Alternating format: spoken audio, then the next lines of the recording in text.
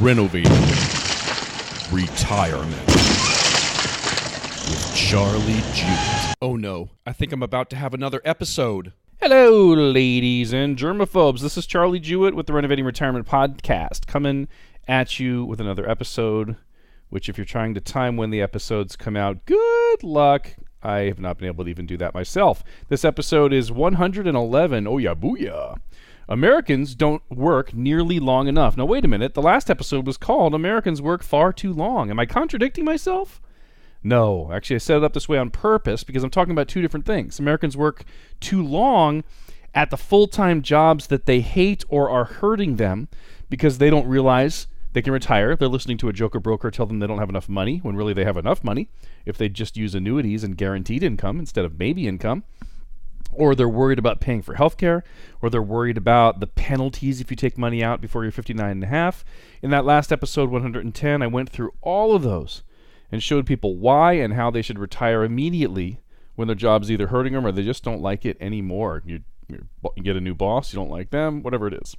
Now, what do I mean by Americans don't work nearly long enough? I'm talking about part-time jobs and supplemental income and doing something that you enjoy that simulates having another, $2, $3, $4, $500,000, maybe $1 million in your life. So you should stop working jobs that hurt you, but compare that to doing something enjoyable part-time, which keeps you healthy, keeps your brain working, keeps you out there socializing and meeting great people, and just makes you happy, something you enjoy doing. Now, does retirement mean sitting at home on the couch, watching soap operas with tissues, crying all day, or watching game shows and wishing you could win, cheering for people to win cars? Sitting alone in your home, doing nothing, getting fat, is that retirement? Are those the golden years? That sounds like the lonely fat years. No, that's not what retirement is. Retirement means you don't need to work to support yourself, or at least that you don't need to work a job you hate, or a job that's hurting you physically or emotionally in order to support yourself. You know what? If you look at living in other countries, in your next Patriot, which is all over the place. We now have Americans, expats, living all over the place, living in beautiful, wonderful lives in other countries and just flying back and forth to see their grandkids. For many of you, you could retire in your 40s, 50s, or 60s if you considered living somewhere else besides the United States. I'm not saying it's right or wrong.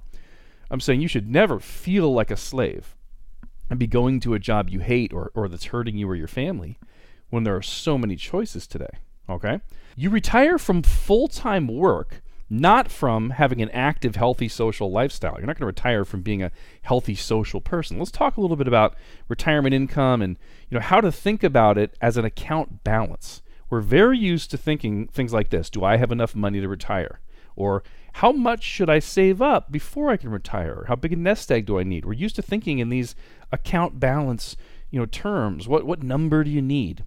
Let's think about those. Social Security has no account balance at all. There's nowhere where you can go and look and say, oh, you have saved up, $600,000. You can't see that. There's no account balance. You can't borrow against it. You can't take extra out. You don't run out of money. It's just, $1,500 a month, let's say. If you're getting $1,500 a month from Social Security, what's that like? How do we transfer? How do we kind of calculate that or kind of work it into a portfolio or an amount of money, a nest egg? Let's work backwards. $1,500 times 12 divided by 2.8, which is the safe percentage you can take out of a stock portfolio right now as far as lifetime income. That's like having, another $650,000 in the stock portfolio. Have you ever thought of Social Security like that? That it's like having $650,000 more saved up in your accounts? That's all yours. Not talking about money you share with the government like in an IRA. I mean, all your money. Well, in annuities, you certainly don't need $650,000 a month to create, $650,000 to create $1,500 a month. So if you have $1,500 a month coming from Social Security, that's like having $300,000 to $400,000 more in income producing annuities. So I want you to think about your Social Security in terms of what it's like, how much more money you would have to simulate that. And you'll see the real value of steady paychecks. How about a pension? Pension works exactly like that Social Security for what I'm teaching. For most pensions you receive from a company, you just get payments as long as you're alive, or payments as long as, or after you die, your spouse continues to get 100% of it, or maybe 50% of it. It's just income, though. There again, there's no account balance. There's no death benefit when you both die to go to loved ones. It's just a paycheck. So it's the same numbers. Having $1,500 a month coming in from a pension is like having between $300,000 or $400,000 in income producing annuities or having $650,000 in a stock portfolio. Now it sounds like the stock portfolio is better, but the numbers are tricking you. You need so much more in stocks because it's unsafe to take an income of 4 or 5 or 6%. Whereas in annuities, they give you an income of 4, 5, 6% and guarantee it. If you run out of money, the insurance company still pays you your paycheck for the rest of your life. It's guaranteed income insurance. It's the only way to know you're going to be okay and to not live and punish yourself if your accounts are going down. You're going to stop going on vacations and things like that. So you've heard me say it. I'm going to say it again. You should not have money you're taking income from in a stock portfolio of stocks, bonds, and mutual funds with some joker broker who's ripping you off and playing golf on the golf course, trying to find other clients. It's not where money should be when you're making withdrawals, period. The math proves it. Now, if you can create income, it's like having saved up more money than you actually have. Maybe you have a pension, maybe you don't. Maybe you have Social Security, maybe you don't. What you still have in your 50s and 60s or whenever you choose to retire is your mind, your mouth, your body, right? Your skills. You've got a lifetime of skills, more skills than the younger workforce. You can go get a part-time job or do something that you like to do. Now, I call this the Uber retirement principle because there's so many people now driving for Uber or for Lyft or for other services like that. Let's talk about the Uber retirement principle or having some sort of a part-time job that's fun for you. Get out there and keep working. It's healthy. It's healthy for your brain. It's healthy for your body. Keeps you making friendships, keeps you social, practicing your conflict resolution skills, which, by the way, that's actually good as well. Remember, life is happening for you, not to you. Even the negative things that come up in your life, those are gifts for you to work through and to see where you're still defensive and where you're still hurting and where you still have things to work on for yourself. Everything's a gift. So if you just go work, say driving for Uber or whatever, some part-time job somewhere, working in a restaurant, being a bartender or whatever it is, consulting in the field that you came from, helping a friend who owns their own business. If you're making $500 a month, what's that like, right? $500 a month, well, we were just looking at the numbers for $1,500 a month. So it's about a third like that. It's about having $215,000 in the stock portfolio.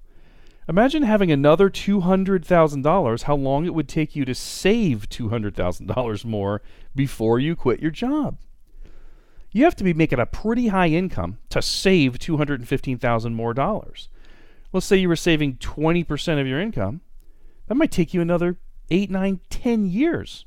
So if you get a part-time job making $500 a month, you can retire 10, 11, 12 years sooner. I'm telling you, yes, you can. Absolutely. You do not need to kill yourself. That's what the last episode was about. But then once you retire, we don't work nearly long enough. Get some sort of a part-time job and supplement your income. And it's like having hundreds of thousands more in your portfolios. So that $500 a month is like having, $100,000 to $130,000 in annuities, because annuities just give off such a high income, or having another $215,000 in a stock portfolio. So this is a short episode where I'm just making one very simple point that sounds contradictory to the last episode where I said Americans work far too long. In this case, I'm saying Americans don't work long enough, and I'm just saying part-time jobs or supplementing your income by doing something you enjoy is really, really good for it. Is what allows you to do what I mentioned in episode 110. What allows you to quit the full-time job that's hurting you is when you understand how to think about monthly income in terms of it's as if I had this much more money in my portfolios. Any part-time job, it's going to be like you had hundreds and hundreds and hundreds of thousands of dollars more in your income-producing retirement assets. So let's wrap it up. Wrap up these two seemingly contradictory podcasts with a little bit of a summary. Americans work their full-time jobs far too long, hurting themselves mentally and physically. They do this because they have the wrong advice, the wrong investments. They're not matched up for the right time of life. They still have an accumulation strategy versus a distribution strategy when they're going to be taking money out of them. They're still with a joker broker who's using bad versions of how to grow money by lying to them, basically, if you really want me to be candid. Okay, and there's some confusion also around penalties and how do I pay for health insurance? If I retire at 58, how do I pay for health insurance until I'm 65 and Medicare turns on? Or with Charlie, if I retire at 57, aren't I going to have penalties when I take money out of my, retirement accounts? And those are understandable. I talked a little bit about them in the last episode, but those are easy to clear up. Either take money from non-retirement accounts first, which is called laddering. How do you take your income? Take this first, and then this, and then this. Or you just go ahead and pay the penalties and use your part-time job to supplement the penalties. Penalties aren't good or bad. They're just are. They're just an expense. So many people should quit their jobs sooner than they do. That's summary point number 1. Americans don't work enough part-time in retirement, and they tend to let themselves fade away from society at times.